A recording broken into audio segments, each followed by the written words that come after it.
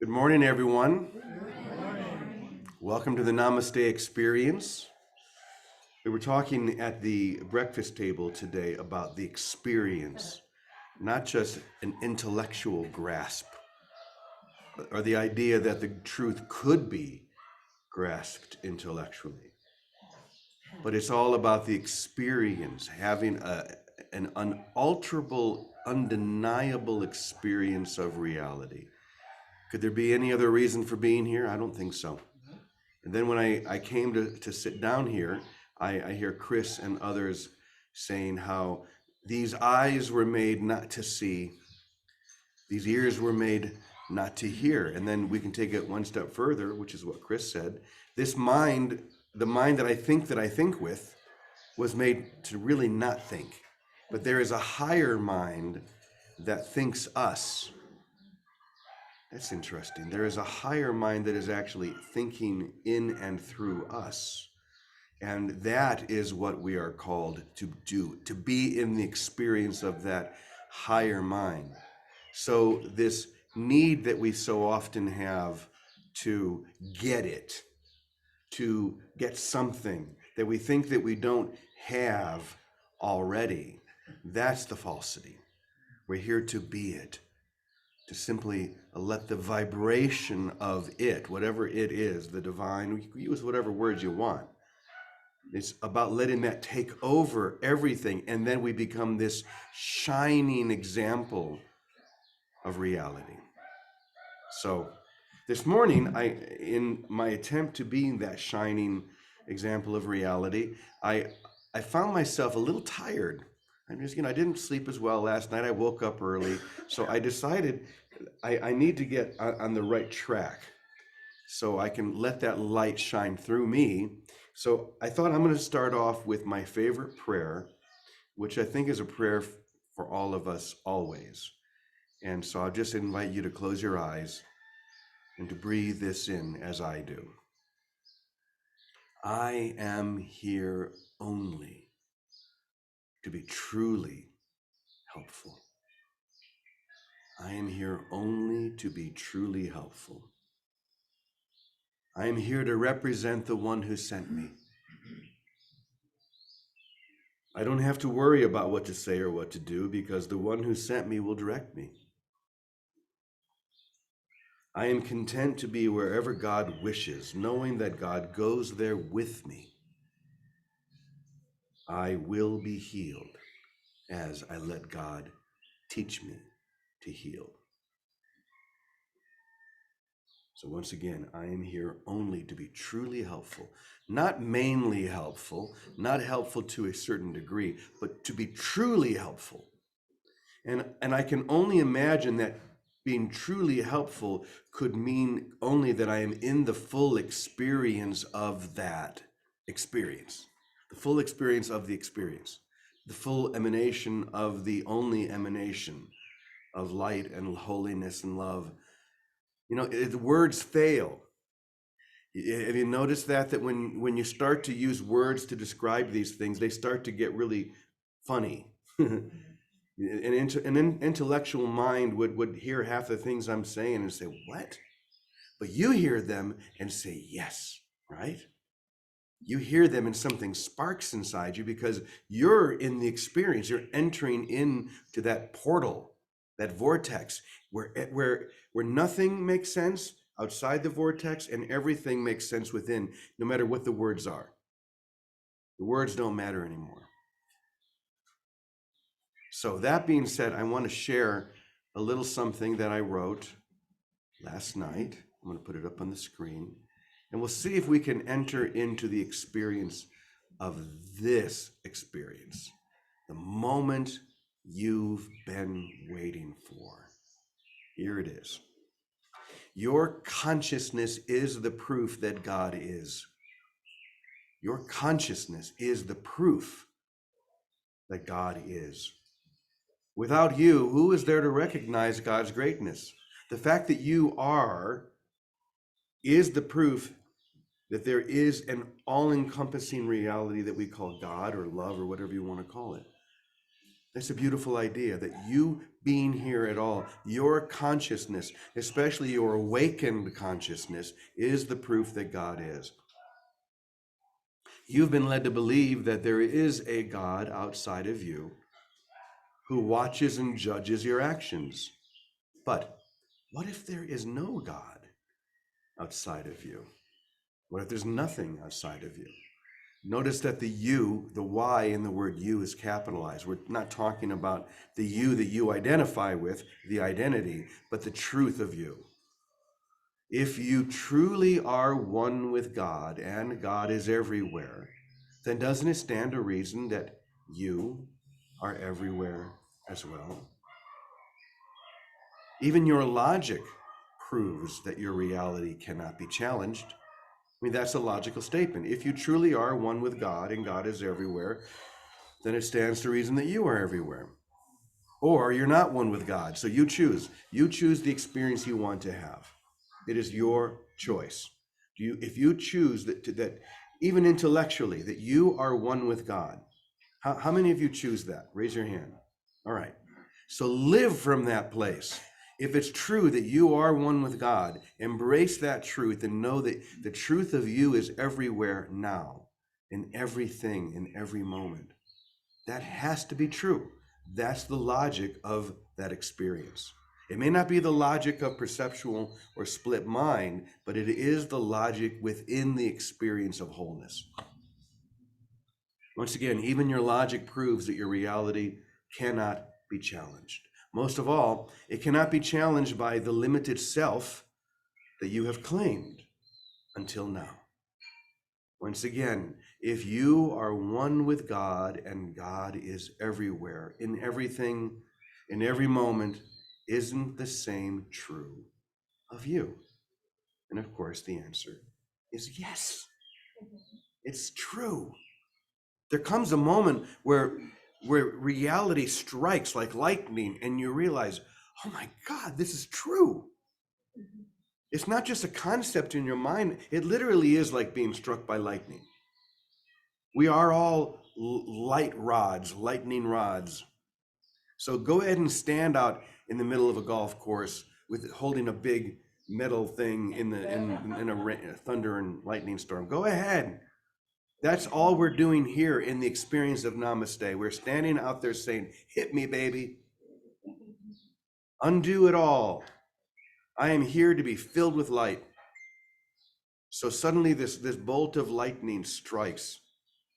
And I realize, not just in my mind, but that God is everywhere, and therefore so am I. I am one with God. So this is the moment you've been waiting for. You have heard the truth presented in a way that is difficult for your mind to reject. Once again, this is logical. Will you accept the truth that has always been true? Or reject it as you have many times before? I am here to encourage you to stop rejecting that which never rejected you. To stop rejecting that which never rejected you. Reject nothing, and you will realize how holy you are. Include everything, and you will realize how holy you are. Literally everything. And that is the most difficult thing for perceptual or split mind. You mean I need to include Vladimir Putin? Yes, you do. You mean I need to include the poverty and the dysfunction and the violence that I see around me? Yes. You have to include it. That doesn't mean to, let me think how to say this. You can include everything without participating in what you see as separate. In other words, I can even use my own life as an example. I've spent a lot of time, as you know, traveling to countries at war or countries at conflict. And you could say, well, why would you want to be included in? You can include that in your meditation or your experience of reality, but why are you going there and including yourself? Someone asked me that just last night, and the answer is, hell, I don't know. I don't know. I'm just following the breadcrumbs. And what I do know in an experience like that is that if it's self-motivated, in other words, if I have the idea, maybe I should go to Ukraine or maybe I should go here or there, I can feel the difference. And in those cases, I don't go. But when it strikes like lightning, this is what happened recently when I decided to go to Ukraine. It was like a lightning strike. Oh, I feel it. I know it. There's no question. I am an instrument of peace. And an instrument doesn't play itself. An instrument allows itself to be played, right? And so in a situation like that, if I feel that inner guidance, that lightning strike, that yes to, and that pull to be the light of the world in a given situation, not in a personality level, it's not me doing anything. And that's the key, to get out of the way so completely so that it is the divine working through me as an instrument. But we are here to include everything. And I guess also to be included within everything. It's probably the same thing. I'm looking at the back of the room where the lesson from A Course in Miracles is written, and it says, salvation comes from my one self. Salvation or reality comes from my oneness, from my one self, from the experience of that. Now, once again, that's not something that the mind is going to understand, but the mind, this perceptual mind, was made not to think. I'm not going to be able to see this with my physical eyes because it looks like we're all very separate, but these eyes were made not to see. But there is a way of seeing, there is a way of hearing, there is a way of being that is beyond all of this. And this is what we are not even seeking. For a moment, it seems like we're seeking it, but then we realize that it has already sought us and found us. We just need to be found within that. We need to receive that. A gift can be held out, but we have to receive that gift. And the gift of your oneness is being held out right now. So once again, this is the moment. This is the moment that you chose to awaken to the experience. So never reject that which has never rejected you. Amen. So, Vicki. Good morning, Father James. Good morning, dear one. How are you? I'm good. Good morning, everyone. Good so morning. Fun being your opening act. You know, the lighter you get, the less you have to say, which is really, you know, it's just about shining. That's what Alice in the Zoom room was doing, and Carolyn reminding us we're just here to shine, and even a sliver of the moon, she said, still shines. But I guess as all of us put down our ideas of what we think we want to be or what makes us happy, the more that natural shine just shines through. And the truth is, the less we have to say about it, because the experience of it is all encompassing. So yesterday, I want you to know, I took the lesson very seriously. I'm on that projection, watch out, look out, I'm on it. And of course, it's like, of course I have to reduce it. For me, I have to make it so simple so that I can really live it. And of course, what is it reduced to? Projection of any sort is nothing but a lack of love. That's all. It all comes back to love again. Because just like God is everywhere, well, what is God? God is love. Love is everywhere. So if I'm looking for love, I'm going to find it everywhere because I'm the thing that is expanding and extending it out. And if I want something else, anything else, whoops, if I want, so that's my timer so that I would remember to watch my projection. I said it yesterday. And it's still going. So I'm really watching. And what isn't love is a projection coming from some funny idea of wanting some illusion or wanting myself to be of something.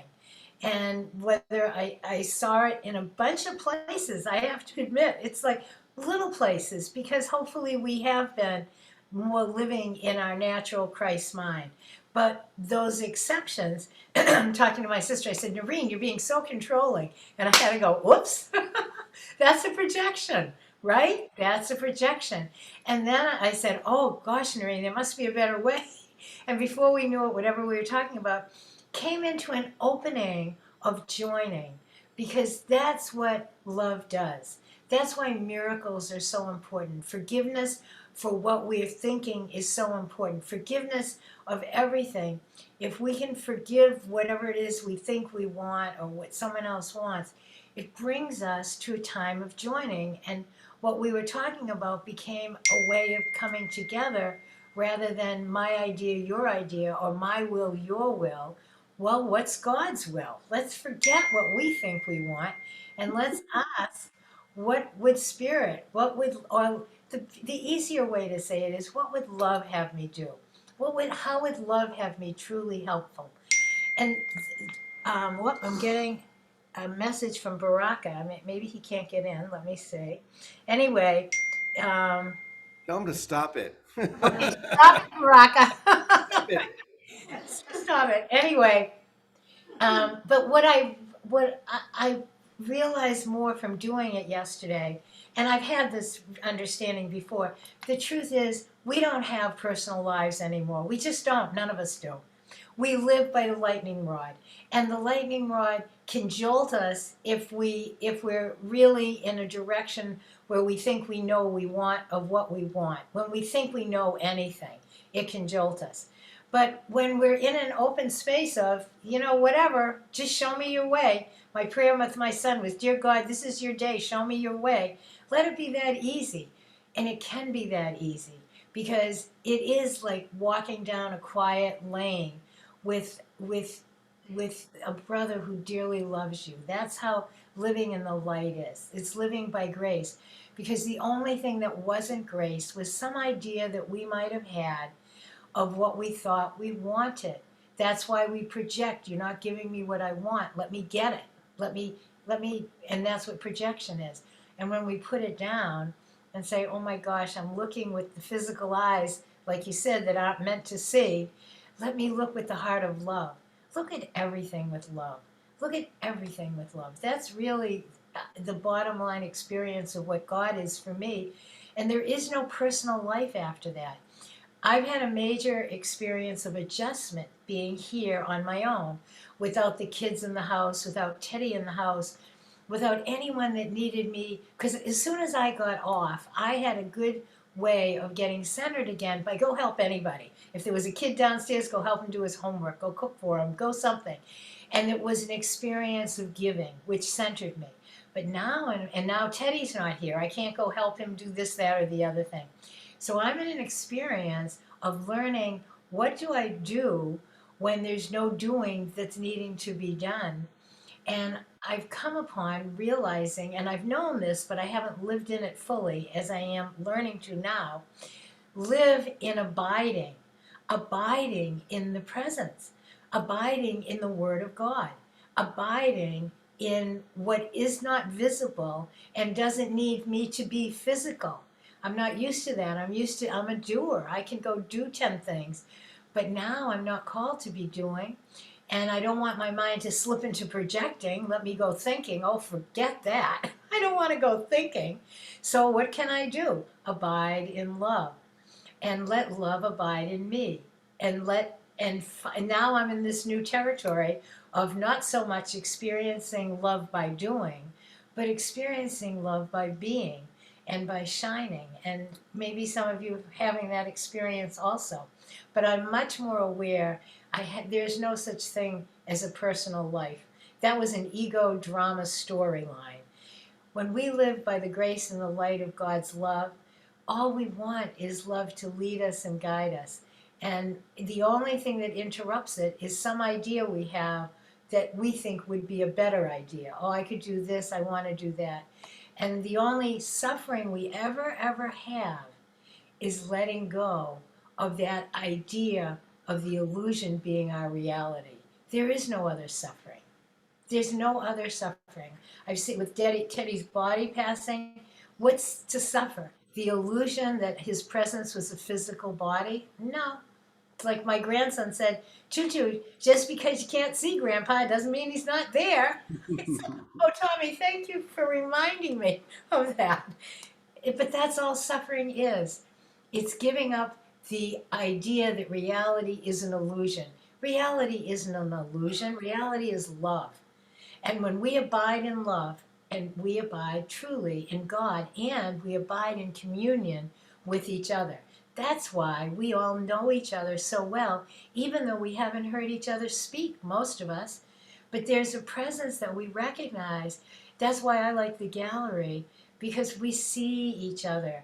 That's what vision does. We see the light and the love in each other. We don't see the haircut, the clothes, the style. We see the light in one another, the love in one another, the willingness in one another. And we recognize it as part of ourselves. And we literally rejoice in it. I rejoice to come here in the morning. And then on my other calls, I go to a bunch of other calls through the day just to hang out, just to hang out in the environment of love, another way to abide in love. So I want to thank you. I think this emphasis on recognizing our projection is such an opening. And it's so important for us, for ourselves, to see where we have been in our own way and not to let ourselves get away with it anymore, because it really puts a lid on our own happiness and on the joy that we are meant to shine with and emanate. So love is everywhere. Boils down to love again, James. I'm never saying anything new. None of us do. There's nothing new to say. No. But there is one thing that I thought of when we'd been talking about shining, just shine. And as you said that, I remembered the title of one of my favorite Pink Floyd songs, which is Shine On You Crazy Diamonds. And that just feels so appropriate for us. Shine on you crazy diamonds. But we are crazy no more, because we can begin to see and to feel and to know that which has always seen, felt, and known us. Because that hasn't changed. That's the key, that the reality that is you has never changed. Let that reality shine forth. And instead of trying to hold it in, that's what perceptual split mind does. Like, no, I need to hold this in. No, let it shine. Like Jesus saying, don't light a fire and put a bushel basket over it. Not only will it not shine, but it'll smother it, because there'll be no oxygen. We need oxygen. We need love. Love is our oxygen in order for that shine. And then we are on top of that hill for all to see, not for them to see us as personalities. Oh, look how great Jet is shining, or Larry. But no, it is the divine light that is shining through and as us. And that's what people feel. Even if they can't put words to it, they feel it. And then they know something about themselves. So just The, remember, salvation comes from my one self. Yes, Vicki. the other thing that happens, and I saw this yesterday, it just fills us with passion. It gives us purpose. It gives us, love really does bring purpose into focus, so that there's something so important that we are about, even if we don't leave our own backyards. That purpose of giving love fills us when we're not filling ourselves up with ideas of illusions that have any value. What is of real value fills us, and the passion and the purpose and the fullness of wanting to share it is what carries us. It is what leads us through our day, instead of a personal life of this or that. The purpose and the passion of love wanting to give itself Yeah. becomes the driving center of us. So thank you. Oh, true. When we're feeling low, we become like a cocoon. We just want to hold it in. But when we feel that shine, we feel that light, we want to share it. So do it. Share it. Let today be a day of shining that light upon everyone that we meet or think of, or anything, just let your light shine. Let that lightning strike. Pretty simple. That sound good? Well, we're gonna hear a song as we begin to close here to remind us just how wonderful this really, and how wonderful God is. Not the God that seems to be outside of us, but the God that is within each one of us. Just how wonderful that is. This is a song we haven't played in a while, but I saw the video this morning, and I thought, we need to share this again. So here we go. God is so darn wonderful. Here we go. Everybody move to this one and sing if you want.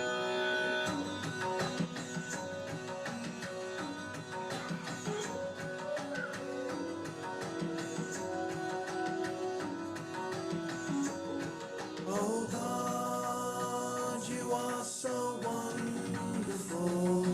You are wonderful to me.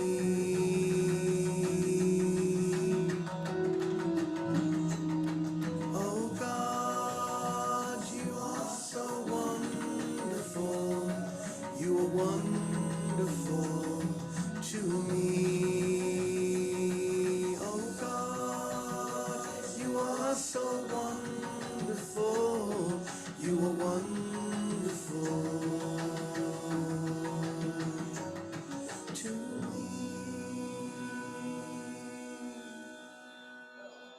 Now go be wonderful to each other.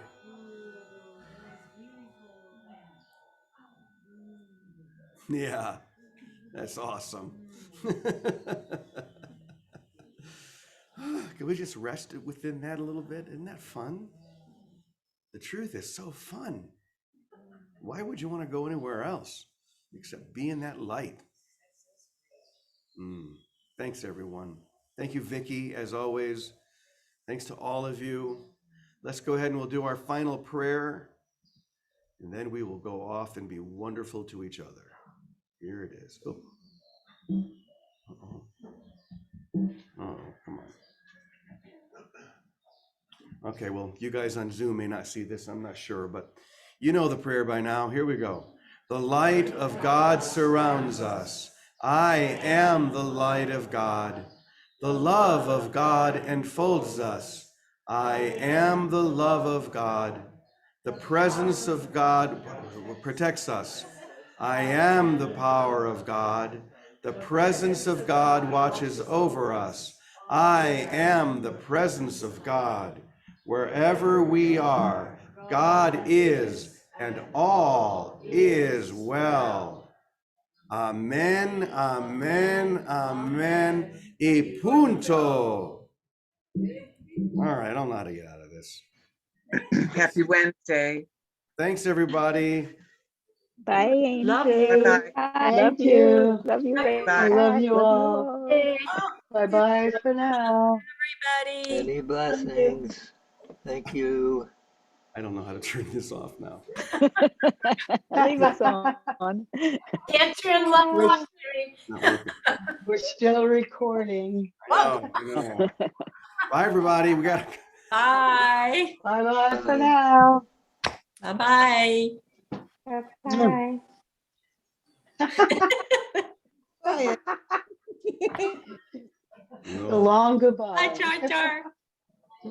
Hi. Oh. Just go ahead and turn that off. Sure, James. Shining James. Yep. I love you. Look, we can visit after the Yeah. Hold fact. on, everybody. Let me just Yeah, try and get do your numbers today. Push the button, Max. Push the button. We can say hi even after the meeting. Come in. Hi. Hi, Brooke. Oh, my goodness.